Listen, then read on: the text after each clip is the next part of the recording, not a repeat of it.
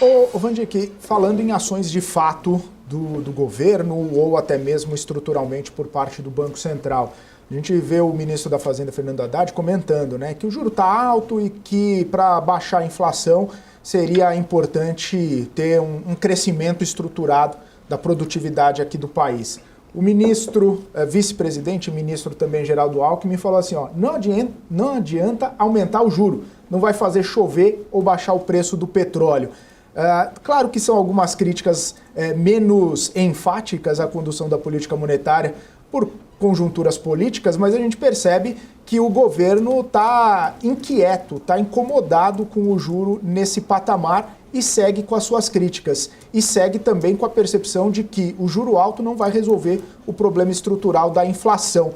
Mas não resolve mesmo, Vandic? Ou teria alguma condição de fazer isso de alguma outra forma? Nós estamos vivendo uma esquizofrenia entre governo e Banco Central. Só que o Banco Central tem uma função-reação em cima da inflação.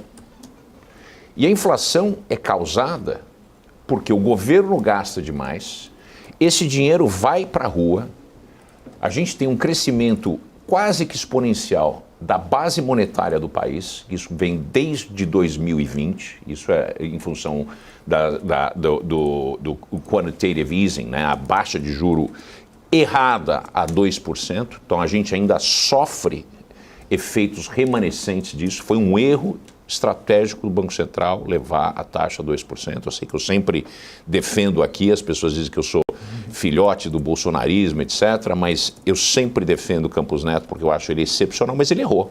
Como todo ser humano erra, não existia a possibilidade do Brasil ter uma taxa de juros de 2%, mesmo com o mundo indo para a taxa negativa. Nós somos um outro país, uma outra situação.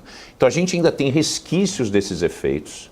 O governo gastou demais durante 20 a 22, Bolsonaro fez um grande impulso fiscal, vem a ruptura do teto de gasto, temos a PEC da transição, que foi um escárnio total, 200 bilhões colocados na economia, né, principalmente em programas sociais, isso vai diretamente impulsionar a inflação. O governo, não satisfeito com isso, começou a usar fiscal, parafiscal e todas as alternativas para fazer gastos crescerem na toada de 15%, enquanto a economia cresce a 3% e a arrecadação a 9%. Essas três variáveis, elas não conseguem um equilíbrio. Você não pode ter um equilíbrio onde você tem gasto que cresce a 15%, você tem arrecadação que cresce a 9%, só que o PIB, que é o gerador da riqueza para pagar esse crescimento e para pagar o gasto e para conseguir fazer com que a arrecadação aumente, cresce somente a 3,4%. No vácuo do mundo, tem que dizer o seguinte, não tem nada feito aqui que é um feito histórico. O mundo cresceu cerca de 3,2%, 3,3%, o Brasil cresceu em linha com o mundo. Quer dizer, não tem nada especial a respeito do que aconteceu. Nós pegamos de novo aquela onda, né, o vácuo do mundo. Então, tem sim, o juro tem sim o que fazer. O juro deve ser aumentado. Eu vejo um juro de pelo menos 15,5% se o Banco Central for sério. Só que se for para trazer para 3% da meta, a taxa de juros tem que ir para 18%, 19%. Não vai acontecer isso. Então a gente vai acomodar mais inflação. Só que o que eu vejo, como o juro já está muito alto, e a gente começa a ver alguns indícios ainda que fracos, de perda de estímulo ao crescimento, que a gente já vê o quarto tri do ano passado já veio mais fraco, mas esse primeiro tri, segundo tri de 2025, primeiro semestre, deve vir muito forte por causa do agro. Então nós temos inputs para tomar as decisões como economistas que elas são discordantes. Tem crescimento que vem impulsionado do agro, principalmente no primeiro, mas tem já queda de atividade, principalmente em serviços e varejo. O varejo está pendurado, caindo muito. Por quê? Porque as famílias estão endividadas, a taxa de juros está muito alta e muita gente já começou a ver no horizonte a possibilidade de perder o emprego. Já começaram uma série de demissões. Então a percepção que eu tenho é que a gente deve ter uma recessão no final do ano. E o que faz o juro? Empurrar o Brasil para a recessão. O Brasil tem que ter uma recessão. Já ficou claro que o governo não vai parar de gastar. Já ficou muito claro isso. O Haddad falou que não precisa de uma recessão para trazer a inflação para a meta. Então ele deveria assumir a cadeira do pupilo dele e tocar o Banco Central.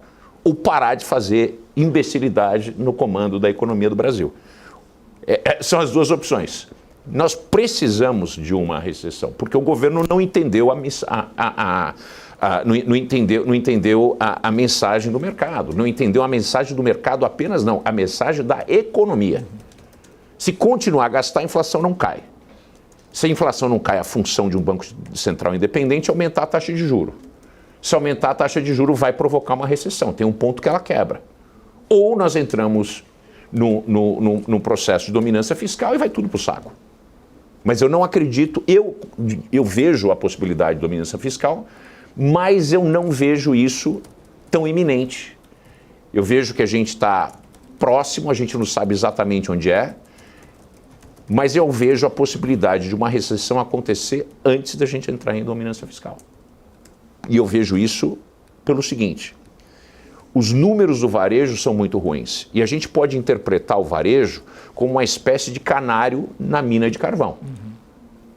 Quando o varejo começa a andar para baixo, e o varejo tem dois tipos de varejo. Tem o varejo de serviço, cabeleireiro, esse tipo de coisa, restaurante, e tem o varejo, né, de compras de todo tipo de coisas, né, as lojas da rua, né, onde o shopping, e a coisa tem mudado. Por exemplo, eu sei que o GPA, o dono do Pão de Açúcar, notou uma queda bastante notável. E nós estamos falando de um grupo que lida muito com a classe A e B. Obviamente que ainda tem os atacarejos que eles têm, onde lida com classe... E aí foi um grande impacto negativo, em função do endividamento e os preços. Se o governo não entender que, ao fazer mais impulso fiscal, os preços sobem mais, e os preços não sobem apenas do petróleo e de bens que são commodities internacionais. Sobem aqui de toda a sorte de bens e serviços. Então, se o governo não entender que a missão é vamos baixar a inflação porque a inflação é o pior mal que pode acarretar a sociedade, porque ela debasa toda a economia, e as pessoas acabam tendo que tomar principalmente as pessoas de baixa renda, tomar uma decisão nefasta, que é escolher entre o teto ou a comida. A pessoa acaba indo para a rua para poder comer porque não consegue pagar teto e comida, e a gente tem visto isso no Brasil desde da Dilma, né? Desde do caótico fim do mandato da Dilma. E foi isso que colocou as pessoas na rua. O governo, com a inflação, ao pensar que ele consegue ludibriar a população, principalmente a população de renda média e baixa, através de transferência de renda, que eles vão olhar mais a transferência de renda do que a inflação, isso não é verdadeiro.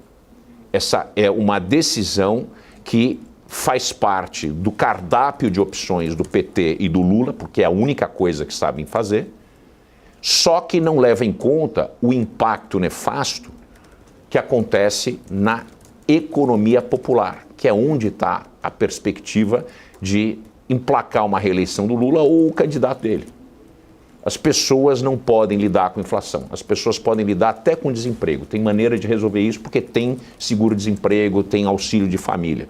Mas as pessoas não conseguem lidar com a inflação porque todo mundo perde o poder aquisitivo ao mesmo tempo. E principalmente as pessoas que são expostas mais a essa defasagem no poder aquisitivo, que são as pessoas mais pobres, que não têm condições de ter IPCA mais 7, 8, 9, 10.